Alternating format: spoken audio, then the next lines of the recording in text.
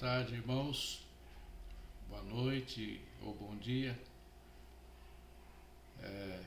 Mais uma vez um grande prazer, uma grande alegria estar aqui com vocês nesse canal. E às vezes o canal é bem visto, às vezes é pouco visto, mas nunca aconteceu de não ser visto, porque daí pelo menos eu assisto e a minha família, né? Mas não, tem sempre mais pessoas do que a gente espera que participam deste canal conosco, ouvindo a palavra de Deus. E é justamente sobre esta palavra que eu gostaria de falar no dia de hoje. Meus irmãos, nós temos passado tempos que assim muito complicados e difíceis de entender e difíceis também de discernir. Muitas igrejas estão impedidas de funcionar, outras estão funcionando precariamente. Agora, a partir deste domingo, algumas voltarão a funcionar em cultos presenciais. Nós falamos na semana passada que a igreja não fecha, a igreja somos nós, a igreja é formada de pessoas e cada pessoa, cada cristão, cada crente lavado no sangue de Jesus, ele, a Bíblia diz que ele ou ela se tornam o tabernáculo de Deus, ou seja, o templo de Deus, aonde Deus habita. Então, queridos, e aonde que Deus habita? Deus habita no meu coração e no seu coração, na sua vida e na minha vida. Então, aonde que está o altar de Deus na nossa vida? Está aqui. Então, não são edifícios e não são locais específicos para reunião que vão determinar isso. Embora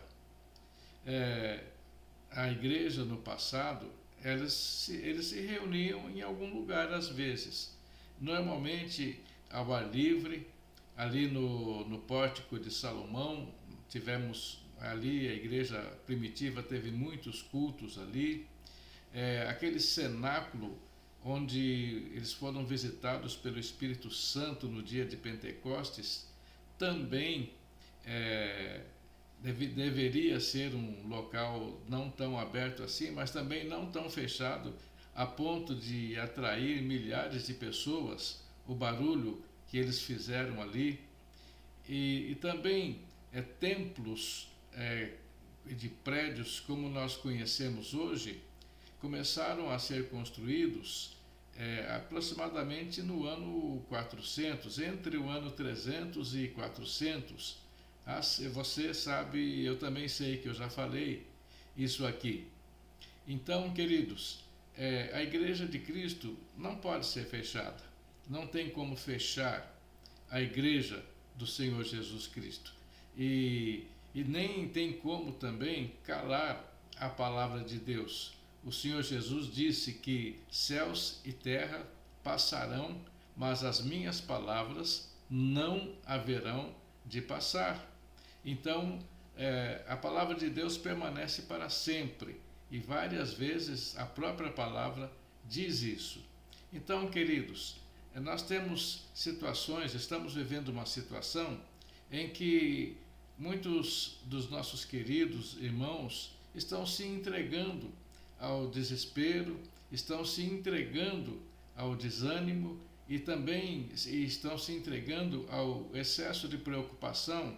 Existem muitos grupos, muitas igrejas, por assim dizer, que têm um prédio alugado e que têm que pagar o aluguel, e como eles não podem se reunir, então eles não têm como arrecadar, arrecadar ofertas, e não tem como sustentar o pastor e pagar o aluguel da casa do pastor e o aluguel do prédio, e enfim, muitos estão se endividando e muitas igrejas estão fechando, assim, não a igreja de Cristo, mas aqueles locais de reunião estão fechando por falta de recursos materiais. E isso tem causado revolta em muitos irmãos, irmãos queridos, pessoas cristãs, tementes a Deus, mas estão tentando lutar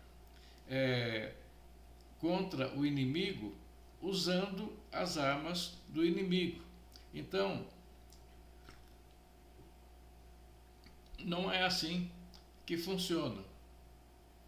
Nós não podemos vencer o inimigo usando as armas dele e lutando no campo dele.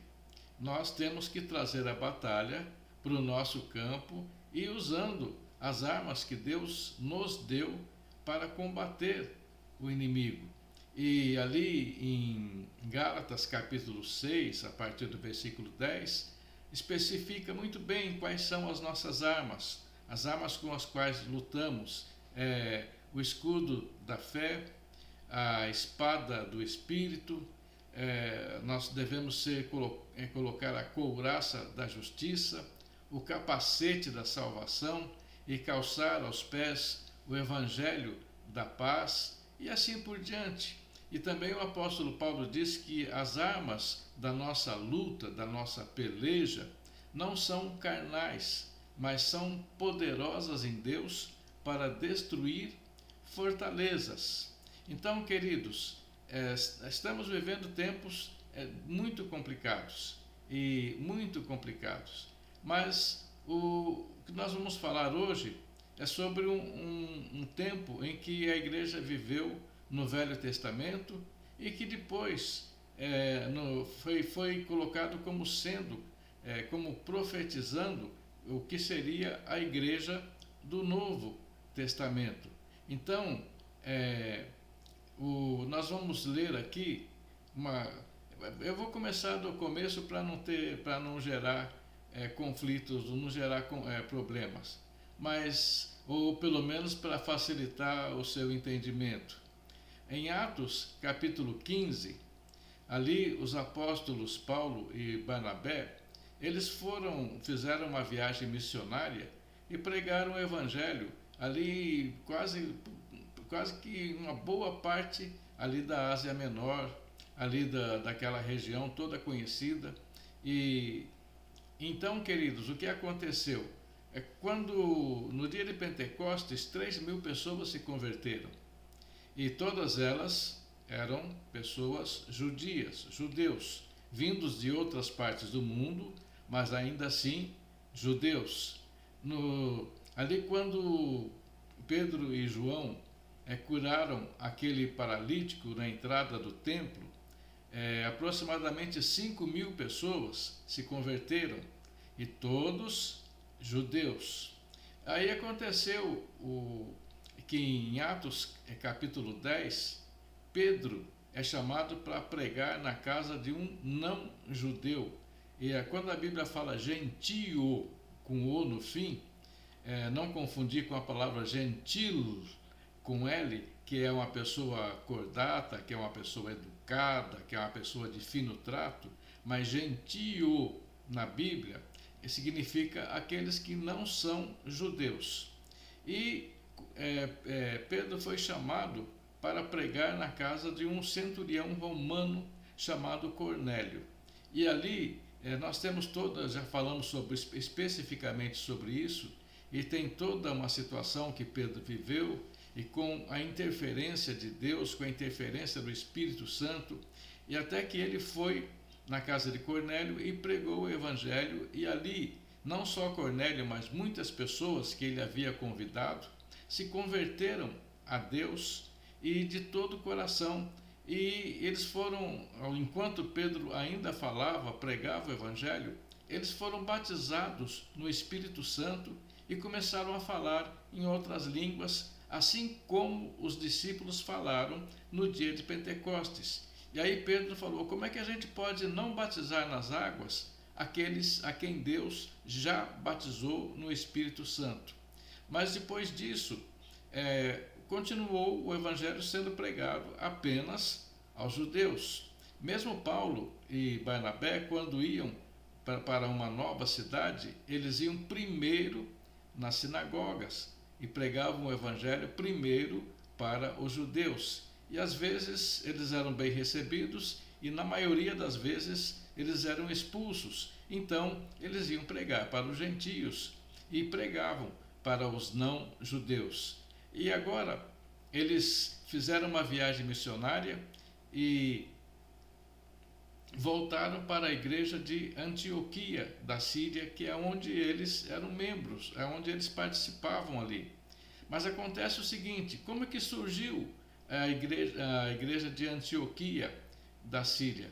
Foram alguns gregos convertidos que foram para lá e pregaram o evangelho, e as pessoas se converteram na cidade. Então muitas e muitas pessoas em Antioquia que não eram judeus se converteram ao Senhor. E foi a primeira igreja formada por não judeus. E os apóstolos, quando souberam disso, eles mandaram para Antioquia a Barnabé. E Barnabé, a Bíblia diz que ele era um homem temente a Deus, era um cristão de mente aberta, ele não era preconceituoso em termos de religião, e nós ainda temos isso hoje, infelizmente. A minha igreja é melhor que a sua, não, a igreja tal é que é a boa, a igreja não sei o quê, mas deixa isso para depois. Agora, Barnabé tinha a mente aberta, e a Bíblia diz que quando ele foi a Antioquia, o que ele viu? A Bíblia fala que ele viu a graça de Deus e se alegrou, ou seja, ele viu o evangelho sendo vivido, sendo pregado, e viu Deus sendo louvado por um povo que não era o povo judeu. E ele se alegrou, ele ficou muito feliz. E aí foi lá em Tarso buscar a Paulo e trouxe a Paulo para que eles ali pudessem ajudar aqueles irmãos. Então, queridos, foi daí que surgiu a igreja de Antioquia. Mas aí o que aconteceu? Quando eles voltaram desta viagem missionária e foram relatar o que havia acontecido ali, foram dar testemunho da viagem deles para a igreja, a Bíblia diz que os irmãos se alegraram muito, mas de repente chegaram alguns de Jerusalém e disseram o seguinte: olha, estas pessoas que não são judeus e que estão se convertendo, eles têm que se circuncidar e têm que seguir a lei de Moisés. Aí Paulo e Barnabé não aceitaram, porque não foi desta maneira que os gentios foram salvos. Não foi por isso que eles, ali na casa de Cornélio, ninguém foi circuncidado, e mesmo assim eles receberam o batismo no Espírito Santo. Então, a Bíblia diz que houve uma não pequena contenda entre eles, ou seja, eles discutiram e discutiram mesmo. Quem pensa que a igreja primitiva eram tudo flores, não era bem assim. De vez em quando saía uma discussão, e uma discussão brava. Aí o que aconteceu? Eles foram levar o caso para os apóstolos em Jerusalém. E aí Paulo e Barnabé foram para lá. E aí se reuniram lá. E aí, o que aconteceu? Eles começaram Paulo e Barnabé contaram tudo o que tinha acontecido com eles, entre os gentios, mas aí alguns judeus, alguns fariseus que tinham se convertido, eles falaram: olha, se eles não se circuncidarem e se não seguirem a lei de Moisés, de maneira nenhuma eles serão salvos. Ou seja, se não fizer o ritual do jeito que a gente vem fazendo há milênios, essas pessoas não vão poder ser salvas. Olha, queridos, essa reunião foi muito, muito importante. Foi o primeiro grande concílio da igreja. E o que ficou decidido ali reflete em nós até o dia de hoje. porque senão até o dia de hoje a gente estaria seguindo a lei de Moisés, mas não foi assim. Então o que aconteceu? O primeiro Pedro falou, ele contou a história lá do que aconteceu na casa de Cornélio. Depois Paulo e Barnabé tomaram a palavra e falaram por bastante tempo sobre o que aconteceu com eles ali entre os gentios. E por fim, o Tiago, irmão do Senhor, que muitos teólogos acham que era o pastor da igreja em Jerusalém, na verdade a Bíblia não confirma e também não desmente isso. No caso aqui é o que parece, porque ele é o último a falar, ou seja, ele tem a palavra final. E ele diz assim, ele cita ali uma profecia de Amós, capítulo 9, versículo 11. Ele diz o seguinte, olha, esses irmãos contaram isso, que como foi que os gentios se converteram, etc, etc. E ele fala assim, e conferem com isto as palavras dos profetas, como está escrita, cumprido estas coisas, voltarei e reedificarei o tabernáculo caído de Davi, e, levantando-o de suas ruínas, restaurá-lo-ei, para que os demais homens busquem o Senhor e todos os gentios sobre os quais tem sido invocado o seu nome. Diz o Senhor, que faz estas coisas conhecidas desde séculos. Isso aqui está escrito em Atos capítulo 15, de 15, eu creio que até 18. Então, o que Tiago disse? Olha, o que está acontecendo agora, hoje, no nosso tempo, é o que já os profetas já profetizaram sobre isso. A Bíblia já falava sobre isso. Então, queridos, na verdade, nós poucas vezes ouvimos na Bíblia sobre o tabernáculo de Davi.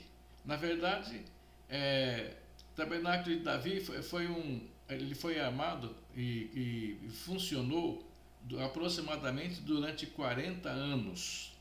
Quando, ainda no tempo do sacerdote Eli, os filisteus levaram a arca do concerto, a arca da aliança, embora, e levaram para a Filistia. Então, o que aconteceu? O templo, o tabernáculo de Moisés, ficou sem a arca. E houve uma série de coisas que eu já contei aqui para vocês, mas durante muitos anos, o tabernáculo de Moisés ficou sem a arca, que era o símbolo mais forte da presença de Deus. Então, a palavra de Deus diz que Deus habita entre os querubins, que estava ali naquela figura daqueles dois querubins inclinados, com as asas se encontrando em cima da arca, numa tampa de ouro. E depois de 7 meses, os filisteus devolveram para os judeus, mas essa arca não foi para o tabernáculo. Ela foi primeiro para a casa de um homem, depois foi para a casa que eu não me lembro o nome, depois foi para a casa de Obed-Edom. E somente no tempo do rei Davi é que esta arca voltou para Israel. Mas, curiosamente, ela não voltou para o tabernáculo de Moisés. Mas Davi mandou levantar uma tenda, um tipo de um tabernáculo, e ela voltou para o tabernáculo de Davi. Só que aconteceu o seguinte, no dia que ela veio da casa de Obed-Edom até o tabernáculo de Davi, aconteceram muitos sacrifícios de animais, muito derramamento de sangue de animais em oferta a Deus. Mas depois que a arca foi instalada no tabernáculo de Davi, não foi feito mais sacrifício de animais, mas eram feitos sacrifícios de louvor. Ou seja, Davi criou corais, músicos, orquestras. Ele chegou até a inventar instrumentos musicais para ali servir a Deus com louvor e adoração. Então haviam turnos de 24 horas de louvor e adoração a Deus no tabernáculo de Davi. Não havia nesse tabernáculo, que eu imagino assim como se fosse um enorme de um circo, alguma coisa muito grande. Ali haviam corais, orquestras e louvando a Deus. E o que acontecia? Não havia véu, ou seja, todos tinham livre acesso à presença de Deus. E eles não ofereciam sacrifícios de animais, ofereciam sacrifícios de louvor. Para vocês terem uma ideia, a maioria dos salmos, os salmos, para quem ainda não sabe, na verdade é um inário. São cânticos que eram cantados e ainda são cantados pelos judeus, e alguns dos quais nós cantamos nos dias de hoje. E que maravilha quando nós podemos cantar a palavra de Deus. Então, queridos, ali foram compostos a maioria dos salmos.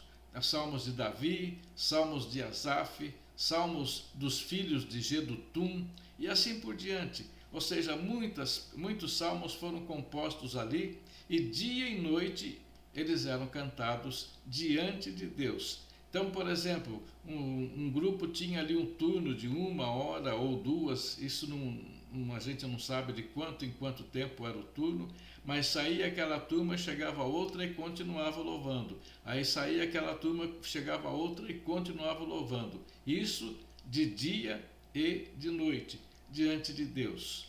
E gozado também que naquela época haviam dois tabernáculos estavam armados. Ou seja, Davi, ele não desmontou o tabernáculo de Moisés. O tabernáculo de Moisés estava armado no monte Gibeon, sem a presença do Senhor. Está lá em 1 Crônicas, capítulo 16, versículos de 37 a 43, e também capítulo 21, versículo 28 a 30. Então, o que acontecia no tabernáculo de Moisés? Os sacerdotes estavam lá, paramentados, vestidos cerimonialmente. Os sacrifícios de animais eram oferecidos no tabernáculo de Moisés. Tudo era feito do jeito que sempre foi feito. Mas a arca não estava no Santo dos Santos. Então, eles estavam fazendo tudo o que deveria ser feito, mas a presença de Deus não estava ali. Amados, a arca é a figura da igreja. E também, queridos, quantas e quantas igrejas começaram no Espírito, começaram por uma palavra de Deus, começaram assim com a presença de Deus e de repente, por algum motivo, eles foram cedendo ao pecado, cedendo ao mundo, foram cedendo às coisas que não são de Deus, e o mundo foi entrando dentro da igreja de tal forma que Deus não estava, o Espírito de Deus não estava mais ali, mas o que acontecia? Os cultos eram feitos como se Deus estivesse ali, mas Deus não estava. Infelizmente, meus queridos, existem muitos grupos, eu não vou falar igreja, mas muitos grupos que estão assim e fazem tudo de uma maneira muito bonita, muito organizada, de uma forma muito bem feita, mas Deus não está presente, não se faz presente. A igreja não é uma igreja viva, mas é uma igreja morta. Então não pode nem ser chamada de igreja. Então, queridos, havia o tabernáculo de Moisés, onde faziam tudo do jeito que sempre foi feito, mas Deus não estava lá. Mas o que aconteceu? O tabernáculo de Davi foi montado no Monte Sião com a presença do Senhor. Então, onde estava o Senhor, havia ali louvor dia e noite. Isso está em 2 Samuel 5:7 e 2 Crônicas 5:2. Houve realmente um transplante do Santo dos Santos para o Monte Sião. Queridos, o que o nosso irmão Tiago, lá em Atos dos Apóstolos, capítulo 15, ele diz, ali dando a palavra final àquela reunião, àquele congresso, por assim dizer, a palavra final que ele diz é que nos últimos dias Deus restauraria o tabernáculo caído de Davi. Ou seja, a igreja nos dias de hoje não é uma igreja cheia de usos, de costumes, de maneirismos, de coisas que são impostas pelos homens, mas a igreja de hoje é a igreja que louva a Deus, que tem um coração que adora a Deus, é formada por adoradores de Deus, por homens, por líderes que são humildes, não são líderes que andam com 4, 5 seguranças, mas são líderes que têm um coração para as ovelhas, que amam as ovelhas, que amam a Deus, que amam a palavra de Deus e que amam fazer a vontade de Deus e que, antes e acima de tudo, são verdadeiros adoradores, que adoram a Deus em espírito e em verdade. Então, queridos, nesses dias tão confusos e tão complexos, o que você e eu devemos fazer? Olha, é possível reunir presencialmente? É bom. O livro de Hebreus diz que nós não podemos deixar de nos congregar. E quando nos juntamos como igreja, como um grupo de oração, como um grupo que forma, que a gente chama de igreja, mas na verdade são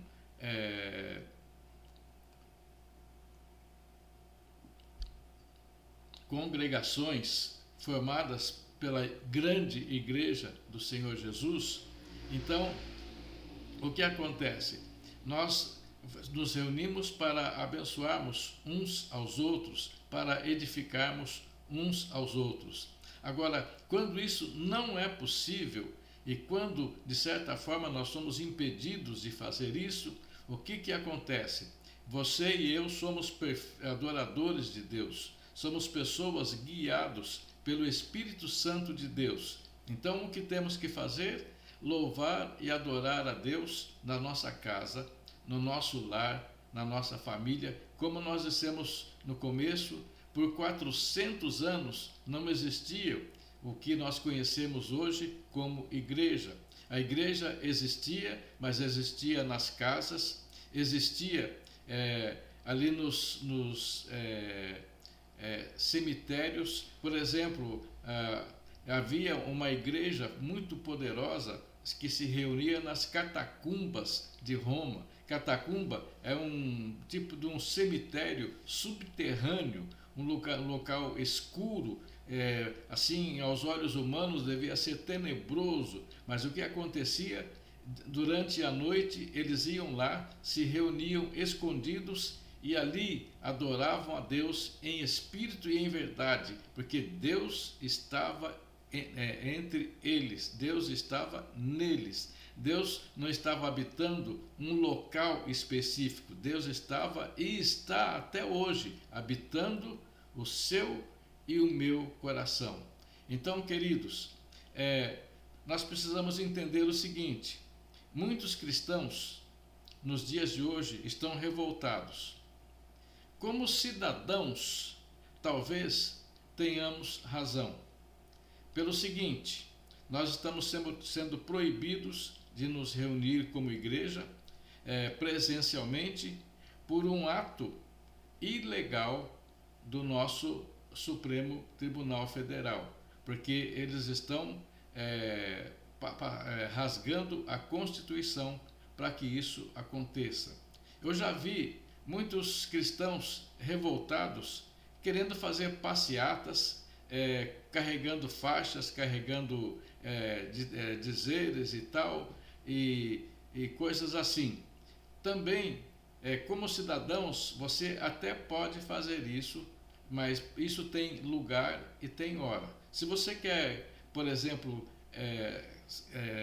protestar, você deve protestar contra quem de fato está fazendo isso. Mas eu vou chegar lá, o nó é bem mais embaixo. Mas você pode protestar, por exemplo,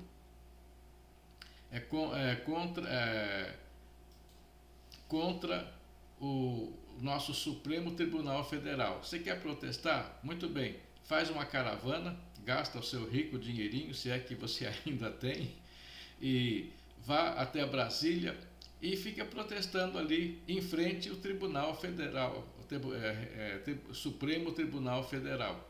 Aí você está exercendo um ato de cidadania, ou seja, você está, como cidadão, não concordando com uma situação que está acontecendo com a igreja do nosso país.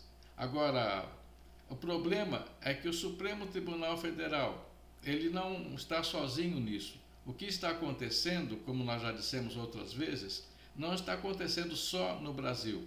Está acontecendo nos Estados Unidos, no Canadá, na Europa, enfim, no mundo todo.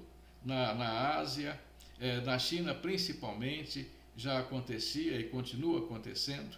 Então, o que na verdade está acontecendo, eu creio que pode ser, eu ainda estou pedindo a Deus esse discernimento, pode ser que já seja o tempo determinado por Deus nas Escrituras para que chegasse assim o princípio das tribulações. Queridos, nós aqui no nosso país, nós fomos proibidos, parcialmente pelo menos, de nos reunir como igreja em locais abertos, em locais fechados. Mas nós não fomos proibidos de pregar o Evangelho e de falar de Jesus para as pessoas, embora existam leis no Congresso que tentem nos impedir de fazer isso. E talvez um dia eles consigam. Então, queridos, enquanto não nos proibirem de pregar o Evangelho, por exemplo, no dia de hoje, o Conselho de Pastores da minha cidade esteve na rua orando pelas pessoas, coletando alimentos, orando pela cidade, intercedendo pela cidade, hoje, agora há pouco, estava ouvindo assim o comentário dos irmãos do nosso grupo, e todos eles estavam felizes e foi um dia abençoado. Então isso, e não houve nenhuma interferência do Estado, da prefeitura ou da polícia ou coisa assim, né? Foi feito livremente, ou seja, nós não estamos proibidos de pregar o Evangelho. Então, por enquanto, eu creio que nós podemos acatar. Não pode reunir presencialmente? Tudo bem, isso a gente pode acatar. Agora, não pode pregar o Evangelho? Aí nós já não podemos acatar, porque isso foi feito com Pedro e Tiago ali, pelas autoridades em Jerusalém, no livro de Atos dos Apóstolos, e eles falaram que para aquelas autoridades importa obedecer a Deus do que obedecer aos homens. Então, muitos pensam assim, nós temos que nos movimentar agora, para que quando nós resolvemos reagir, não seja tarde demais. Então, queridos, eu já disse também para vocês, Daniel, ele tinha, assim, era um homem de oração, era um adorador e vivia sob o domínio de um outro país, ali na Babilônia. E ele era israelita, ele era judeu. Então, o que aconteceu? Ele esteve ali, ele adorou a Deus, e de repente ele leu e percebeu e discerniu pelas Escrituras que era o momento do povo de Israel voltar para a sua pátria. E o que ele fez? Ele se ajoelhou e orou a Deus, confessou o seu pecado e o pecado da sua nação, e ali se derramou diante de Deus, até que Deus deu visões para ele, que eu tenho certeza que ele não entendeu, foi quase nada, porque coisas que se referiam, algumas delas, aos nossos dias, aos dias que estamos vivendo hoje. Então, amados, você quer realmente fazer a vontade de Deus? Então procure discernir, como disse o Senhor Jesus. Vocês sabem discernir os tempos e as estações. Então vocês também têm que saber discernir o momento em que esta palavra de Deus vai se cumprir. Então, queridos, como cristãos, como homens e mulheres de Deus, vamos nos colocar em oração, em adoração, em louvor a Deus, para discernirmos os tempos em que nós estamos vivendo e agir de acordo com aquilo que Deus nos dirigir, da maneira como Deus nos orientar, assim devemos fazer, em nome de Jesus. Amém, queridos?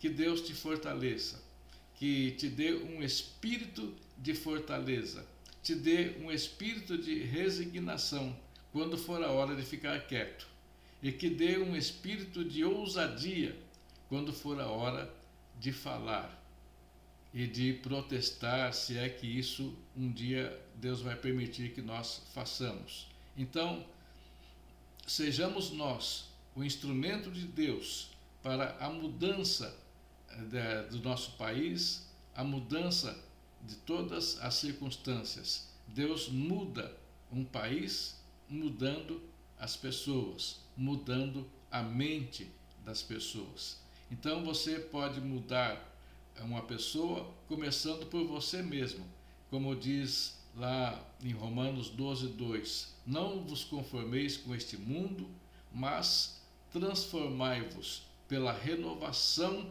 da vossa mente, para que experimenteis qual seja a boa, a perfeita e agradável vontade de Deus.